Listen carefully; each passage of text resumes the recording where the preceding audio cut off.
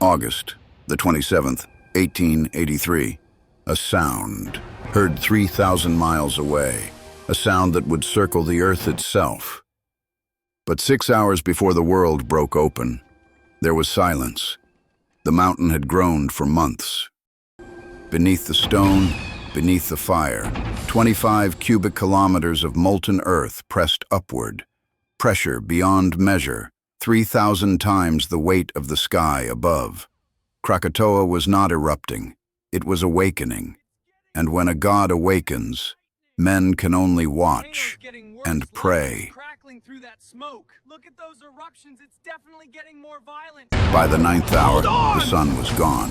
Ash climbed 50 miles into the heavens, higher than birds, higher than clouds, into the black where stars live, and below, darkness fell upon the living. Men wept, men prayed, men choked on the breath of the mountain. And still, brace yourselves! At 2 minutes past 10, Krakatoa spoke. 200 megatons, 4 times the mightiest weapon man would ever build. A pillar of fire, visible from the heavens themselves. It's tearing everything apart. The pressure wave, 600 miles in every hour, racing across the sea, across the land, around the world. Not once, not twice, again and again and again.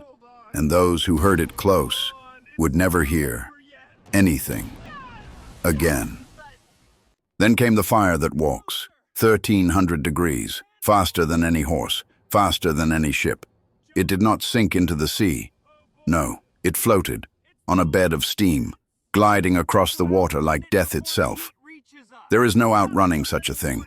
There is only watching it come. And then the mountain fell, 2/3 of Krakatoa, swallowed by the void it had created.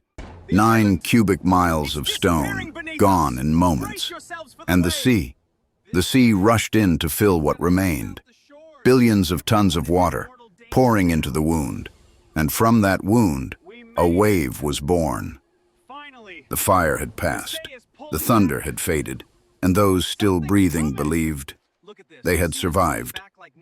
But the sea was pulling back, retreating, gathering, and on the horizon, something was rising. On the shores of Java, on the shores of Sumatra, 36,000 souls greeted the morning. Fishermen mended their nets, children played in the sand. They walked out onto the naked seabed, curious, laughing, collecting the gifts the sea had left behind. They had 30 minutes. They did not know. They could not know.